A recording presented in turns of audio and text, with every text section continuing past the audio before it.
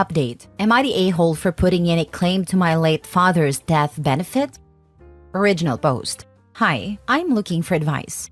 My father passed away on the 1st of March very unexpectedly, and obviously this has caused a lot of heartache.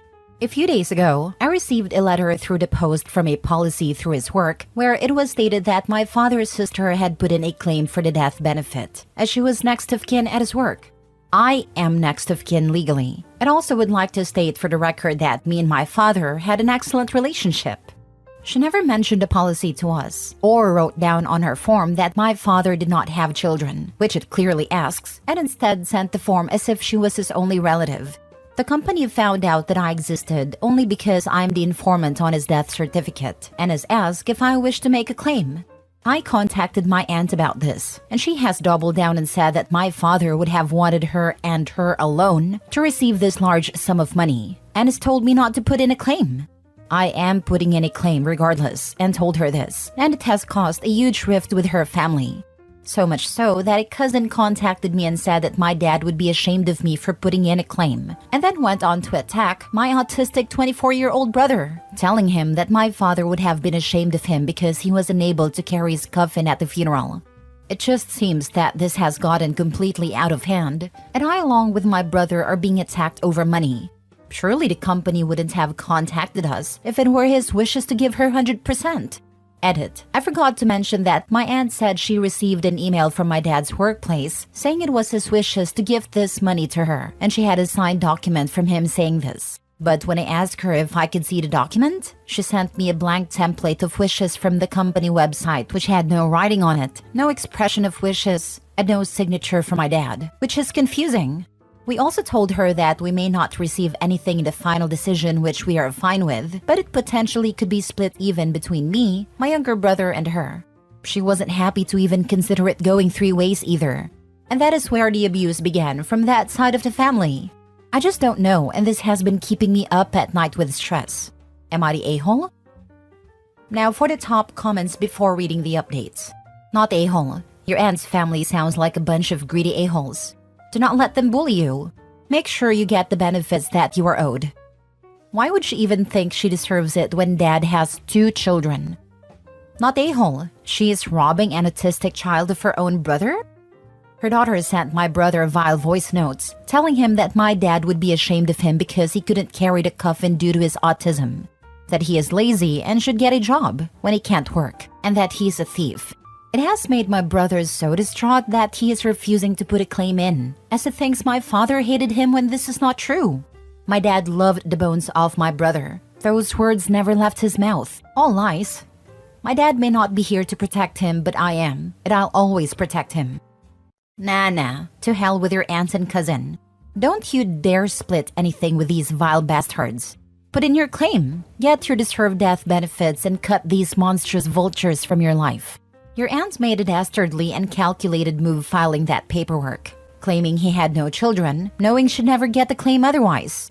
If the claim was meant for her, she would have been listed as a beneficiary specifically. Mini update. I phoned a company this morning and they have no record of an expression of wishes that my father wrote, only that she was next of kin at his workplace.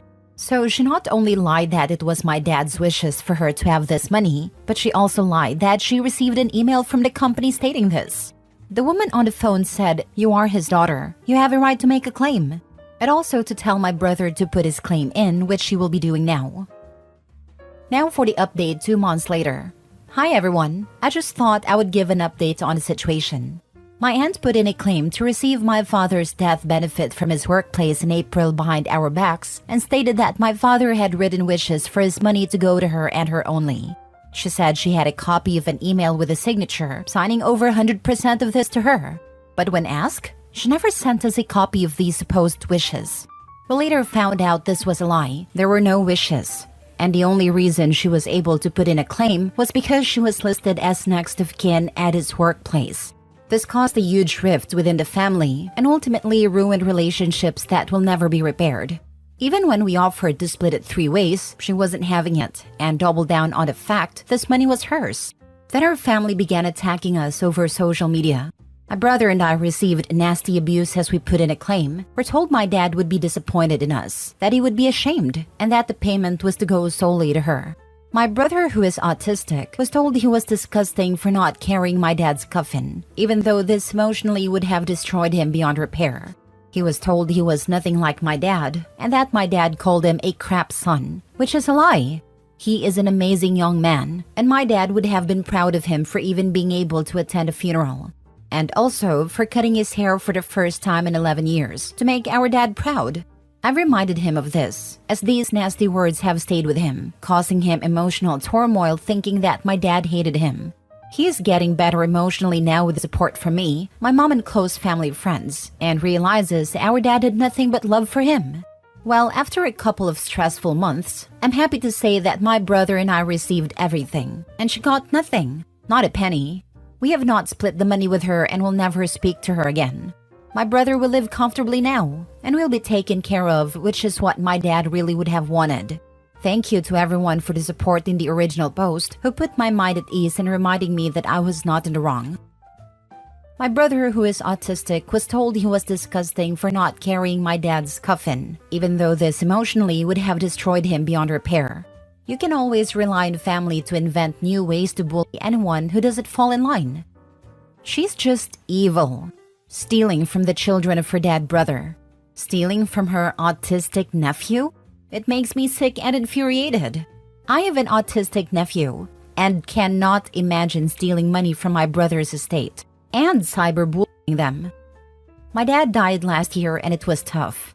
I'm only 26, so I braced for the absolute worst family-wise because he told me how when his grandma/adoptive mom died, he finally got the courage to go to her apartment after months to find it trashed and empty. Her other family had gotten there before him. They assumed because she was living in a New York City apartment that she made a lot of money and had it hidden. They didn't realize he was the one paying for everything. They stole everything and trashed the place looking for hidden money, when he, not her kids, but her grandson was supporting her fully because she raised him. Can always count on family to be absolute vultures when someone dies. Horribly sad. Woof, money really brings out the worst in people, especially family. Why is it always family, god damn it? Is it the sense of entitlement that makes them so bold? People like the ants at least have the good grace to not go after a random stranger's money, sure, but it's not like this is really any better.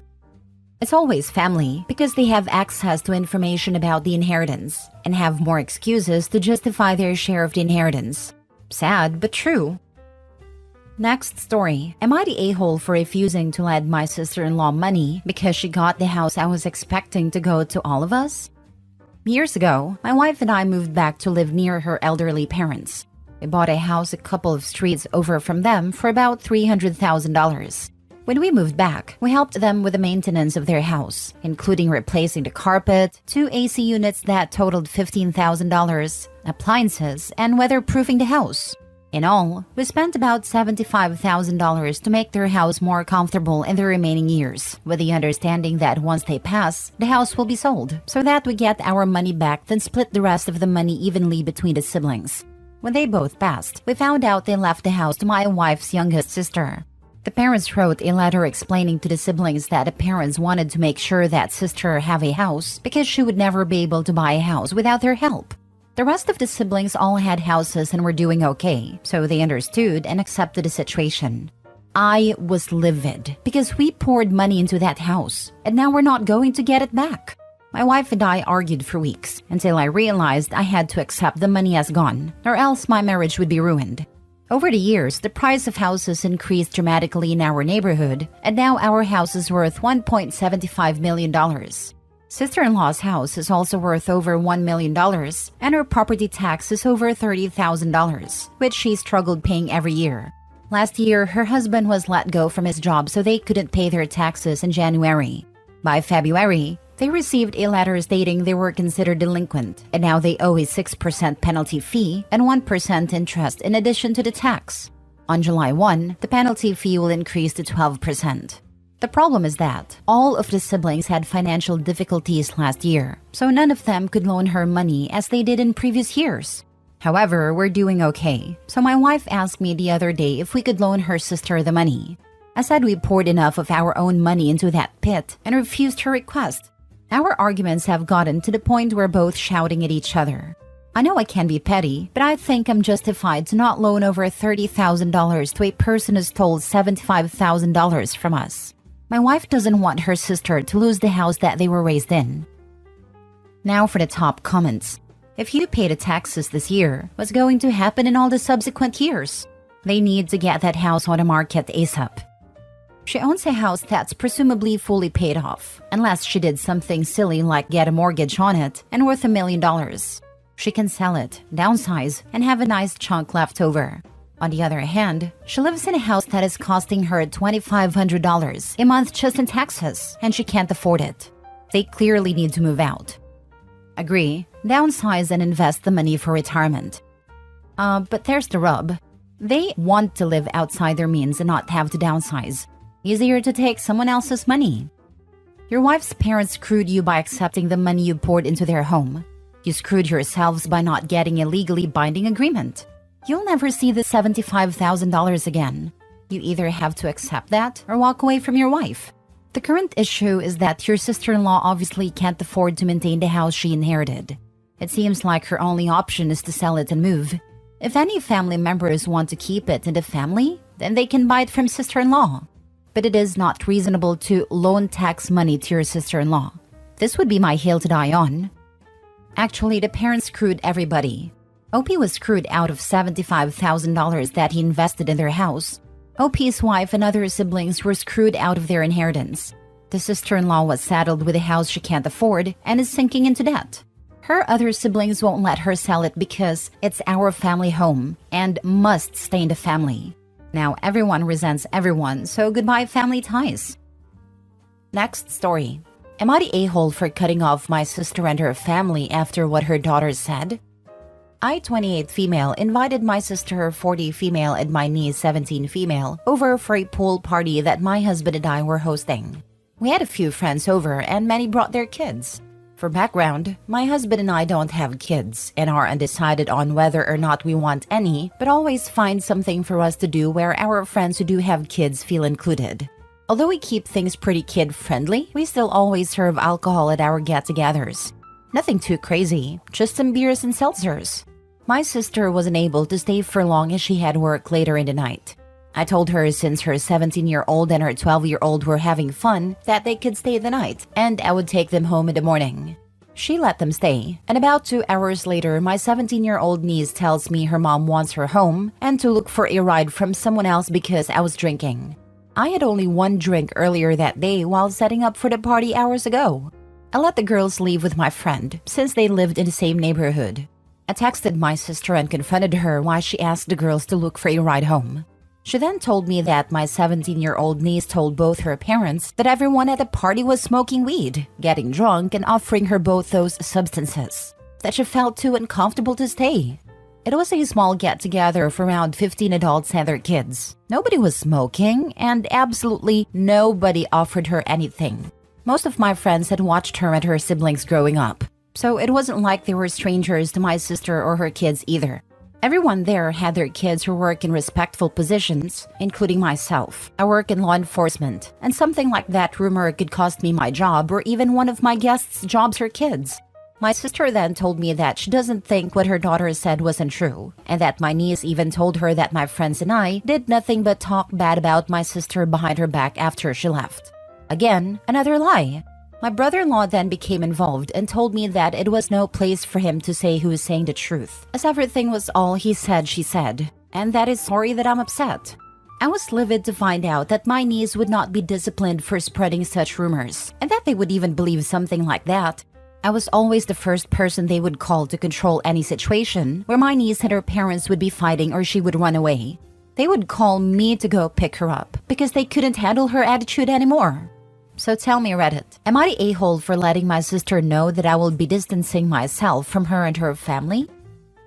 Not the a-hole, and I would not be alone with niece ever again. From the context, it sounds like the niece is a problem already. Running away, fighting parents. Yep, and the parents gave up actually parenting her long ago, or trying to solve her existing problems. Why didn't the parents ask the 12-year-old? They aren't an infant. If such behavior was taking place, surely the 12-year-old would be able to either corroborate the 17-year-old or torpedo her lies. Unless the 12-year-old is as much of a delinquent as their sister. Your sister and brother-in-law are being willfully blind and allowing their child to ruin relationships. Being in law enforcement, I'm sure you know if you can record private interactions in your jurisdiction without the other party's consent. But I wouldn't be around a 17-year-old again without multiple witnesses or video evidence. What a toxic little liar. Not a-hole. My guess is the 17-year-old threatened the 12-year-old. As a younger sister, I can pretty much guarantee this. Edit. Thank you all for your comments. We do have cameras in our pool area and I will be showing and sending footage to both my sister and brother-in-law. Also, they both work in law enforcement as well and do know what these type of accusations can do to mine and my husband's careers. Another detail to add is that they themselves have been contacted by the school for accusations my niece has said about them, and vice versa where they had to contact teachers for something my niece accused them of as well. I understand being a parent and standing by your child's side, but they've had to deal with this situation before. Last edit/mini update. 1. My niece is in therapy and has been for a couple of years. It was suggested by her school counselor, and her parents found a therapist, and she sees them like once or twice a month. She has a really bad perception of therapy, as her parents say therapy does not work and is only for crazy people, and now she seems to have the same perception. 2. Not everyone in law enforcement is a cop. Lol. I work more in the clerical side of my department. I'm finishing up school to be more on the psychology side of things. Whereas my sister and brother-in-law work more hands-on with inmates. 3. I told my sister about the cameras and emailed her any and all footage from the backyard in front. She then told me that I was being overdramatic with the whole situation and that we all know her daughter lies. I reiterated how lies like that could cost me my job or my friends' jobs, and she said, "It's not like you have a real law enforcement job." She said that she doesn't feel like an apology is necessary. I didn't feel like fighting anymore and decided that no contact would be best for now. 4. Throwing this in here since it's on the same topic, I spoke with my brother, 26 male, about the situation. Growing up with 3 older sisters, he always knew how to stay out of the drama and always be neutral with all of us. He lives a state away and we don't have much contact besides the occasional "how are you" texts. I told him about the situation and asked how he would handle it. Come to find out, she did the same to him at my wedding about 8 months ago. My brother works with kids, and that could have cost him his job as well. My niece told her parents my brother was sneaking her drinks and they believed her, even though they were at my wedding as well. He said he went no contact after that, since he didn't think the drama was worth it as he lives a whole state away and doesn't really come visit unless it's for Christmas. Which he didn't this past year, but we all thought it was because he had just been in town for my wedding.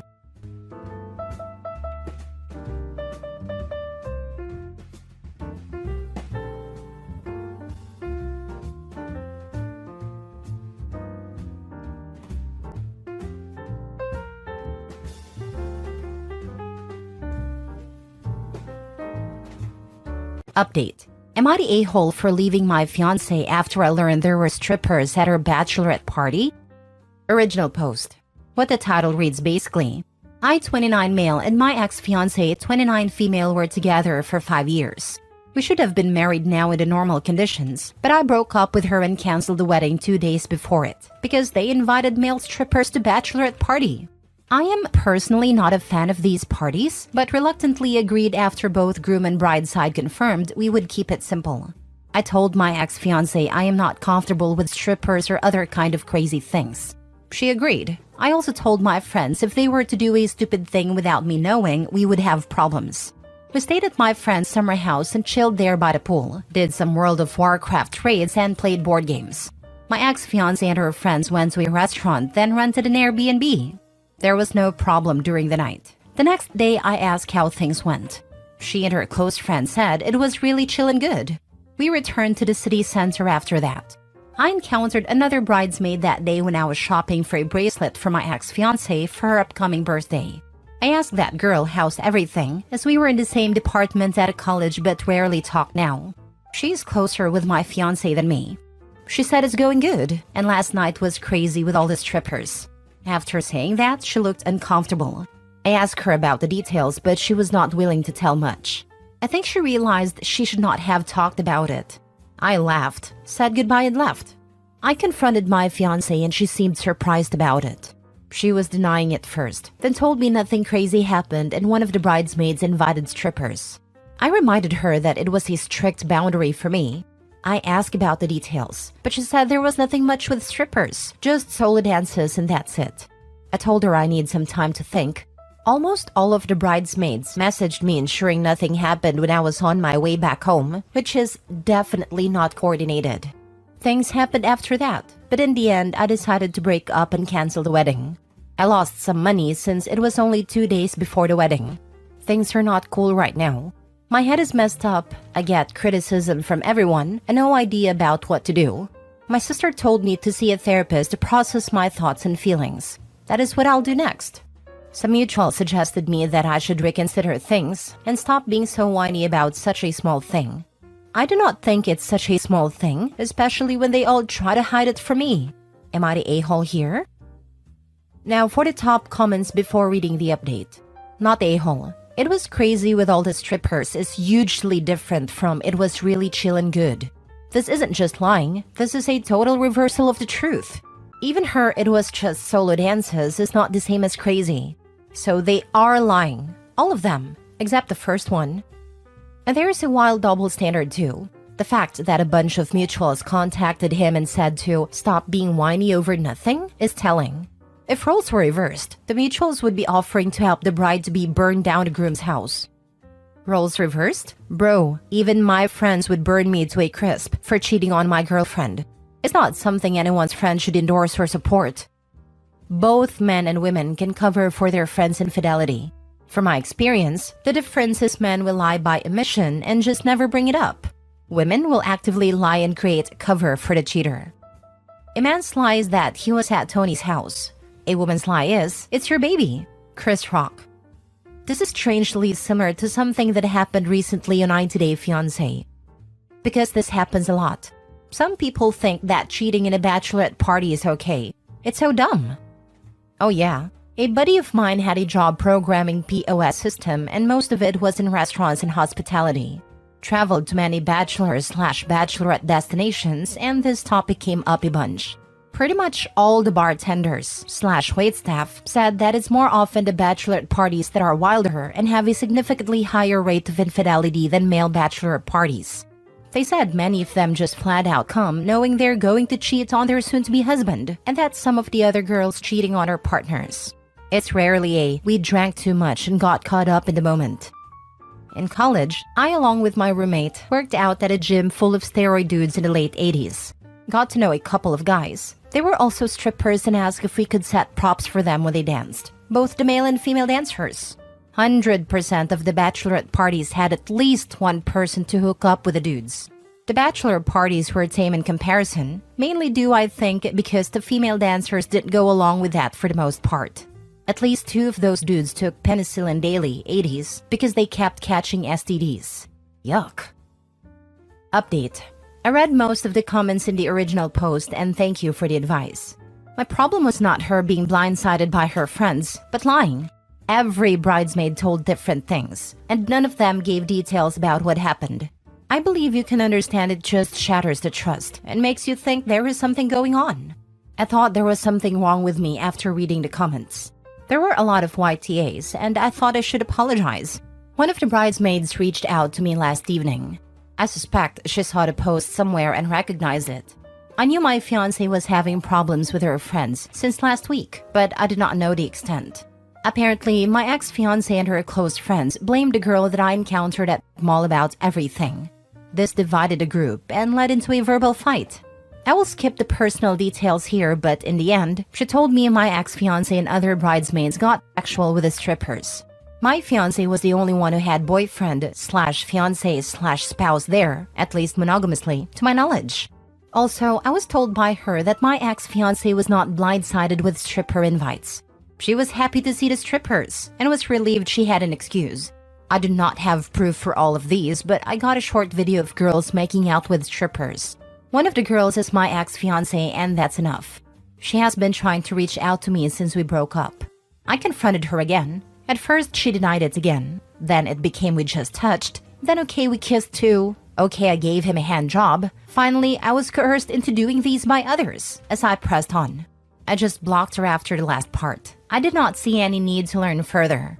I was hurt already, but learning that I got cheated on hurt more. I am not sure if it is the full truth even now.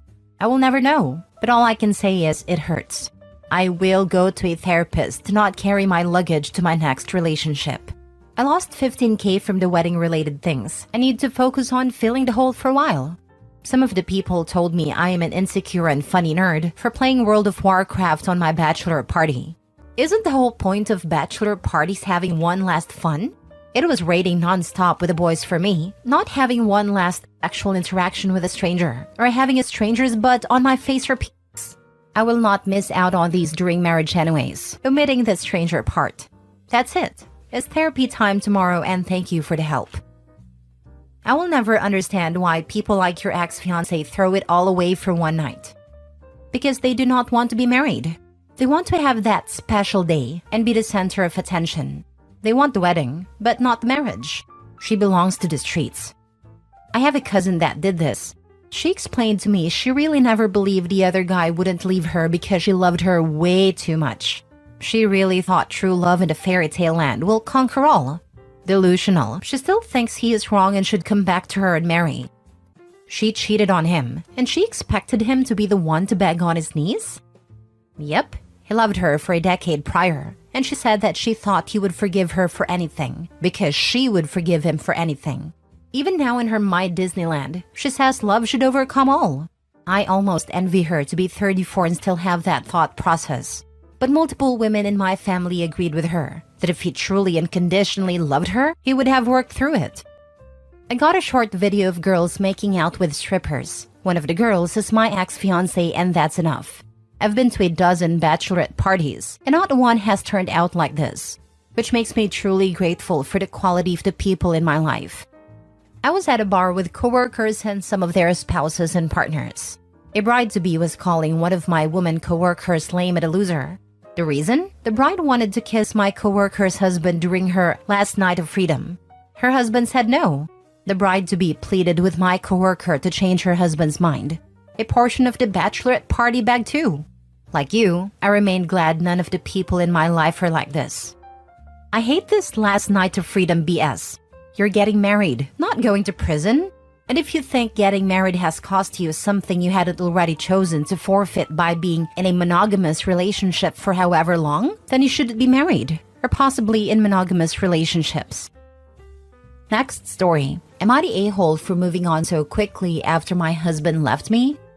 My 47 female husband 47 male asked for a separation on our 14th anniversary while we were away in a foreign country to celebrate.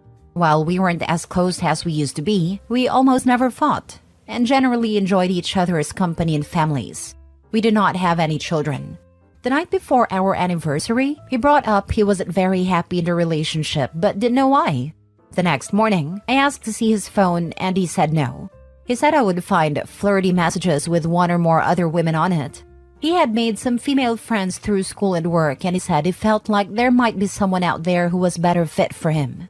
I said I did not want to do a trial separation, as I don't believe you can work on something if you aren't living together. If he wanted to separate, it would be final. He understood, but said it was something he had to do.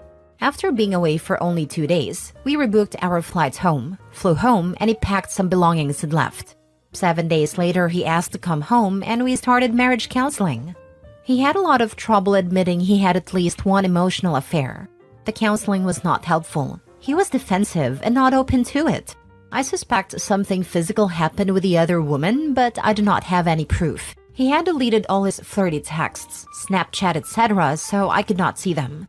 After 4 weeks of living together again and attending counseling sessions, he decided he no longer wanted to try to save the marriage and he was leaving.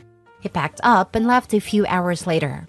He stayed with a friend, found a new apartment, and signed a 1-year lease. I was devastated and even had to take time off work to process what had happened and attend individual counseling. But after the 4 weeks, I started to feel a bit better. I went out for drinks with a group of 4 coworkers that live in my area and found I really enjoyed one of them, 42 male, a lot. I'd only met him over Zoom before this. We started seeing each other a couple times a week. Quite quickly, it grew into a truly amazing, loving relationship. I've stayed in counseling throughout, as it wasn't easy to process the sudden ending of my long-term marriage at the same time as beginning something new. It's been about 7 months now. My ex-husband eventually decided he wanted to try to save the marriage again, but I declined. He says I'm the a-hole for starting a new relationship so quickly, within 6 weeks of him leaving. Our relationship was over as I can no longer trust him, and he has hurt me immensely. I do not want a relationship with someone I cannot trust. Am I the a-hole for moving on? Now for the top comments.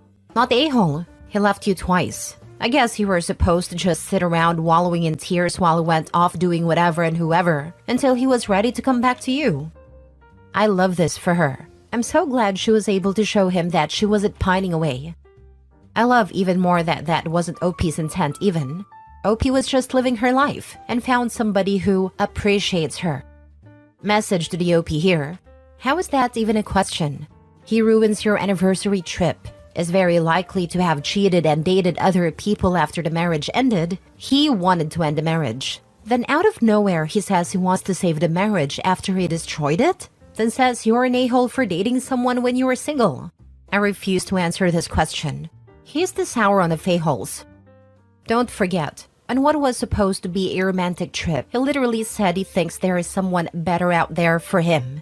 Like, I'm not even OP, and it hurts to see those words. So imagine hearing that from your spouse of 14 years. He wanted to break OP, make her beg, make her realize she can't do any better, so he can step out of marriage whenever he wants while she stays put, waiting for him to come home. He didn't realize that there are better men out there who value women and truly love them. X wanted a safe net, but now he realized that he just gotta be single and miserable for the rest of his life, that he did a favor to OP by leaving, so she can find a better man for her. Let him go out and play houses with whoever women, and divorce his butt ASAP. Not a-hole. He literally said he felt there'd be a better woman for him somewhere. He's cheated on you probably multiple times, so he doesn't have the right to be mad at you for moving on when he couldn't even stay faithful to you. He can't try to get rid of you and want you again. Not a-hole. He wanted out, and you let him out. He has no claim on you. He may have realized that he messed up, but that is not something that you need to help him recover from. He gets to sleep in the bed that he chose to make for himself. I wouldn't respond at all to him unless you want to respond with laughing emojis. Last story. Am I the a-hole for not forgiving my mom and my sister's wedding? So for some background, my mom left me 24 male and my twin sister 24 female when we were 6, and it screwed with us for a long time. We used to have to get therapy sessions because the way she left was so jarring for the both of us. 16 years later, sometime after our 22nd birthday, she reached out, saying she wanted to make up for lost time and that she was sorry. I wasn't up with that idea, but my sister was. My sister decided to go ahead and give her a second chance, and I never gave her grief on that. But she always hassled me, saying I should hear her out and that she's our mother. And to that, I humbly declined. I told my sister that our mother doesn't get to decide when she wants to be in or out of our lives, and that she doesn't get to clear her conscience with me because my time is worth way more. My sister respected that for the most part. Flash forward to now on my sister's wedding. She told me before that our mom was gonna be a part of the wedding, and I didn't make a big deal because it was her wedding. And if she wants that woman to be there, then who am I to say no? I just told her me and her would most definitely wouldn't be communicating at the event, and she was okay with that because she knows that that's my way of keeping the peace. At the rehearsal dinner, everyone showed up and had a good time, but my mom kept trying to engage in conversation. I ignored her and tried to keep away from her. My mother then decides to corner me with this victim spiel, saying that she wasn't ready to be a mom at a time and that she just wants a relationship with me, and how she didn't understand why I didn't want to talk to her. Now, mind you, I always said I understand that she wasn't ready to be a mom, but that doesn't mean I have to be okay with being abandoned, nor do I owe her that luxury of being forgiven. I told her to leave me alone and respect that I don't want to get to know her or be in her life. She started crying and making a whole scene, and said she couldn't come to the wedding anymore. My sister is saying I ruined her chance to have her mom at her wedding, and that I couldn't put my petty pride aside for her. All I could tell her is that her mom made a decision not to show up for her That has nothing to do with me. The wedding isn't about me. So am I the a-hole here? She's still choosing herself over you and or your sister. If she really cared about you and your feelings, and your sisters, she would have allowed you the space to come to her on your own, and she would have attended the wedding. But she had to show her true colors. That it's always been about what she wants. I'm sorry for that. I hope you had a good childhood despite her. Hugs to you, not the a-hole. This times 100. Your mom is being selfish and entitled, and she's hurting her daughter again. I'd like to tell your sister that she tried to build a relationship, but she did all the work. It was not fair, and I hope that one day her mom recognizes what she did. I doubt it because it's more comfortable to be the victim than to take responsibility. She's just as selfish now as she was when she left. She's learned nothing. Absolutely not the a-hole. Your mother has some nerve. And you are right. She has yet again abandoned your sister. You did nothing wrong and don't owe that woman anything. I'm sorry for your sister, but she's mad at the wrong person. Mini update. I appreciate all the comments. My sister didn't uninvite me because she knows that I love her regardless of any situation, and I'll show up anyway. But she has expressed she was really hurt by our mother opting out. I had to sit her down and tell her to talk to that woman because it makes no sense for her to not come just because I don't want to talk to her. My sister is calm now, but I'll keep everyone updated.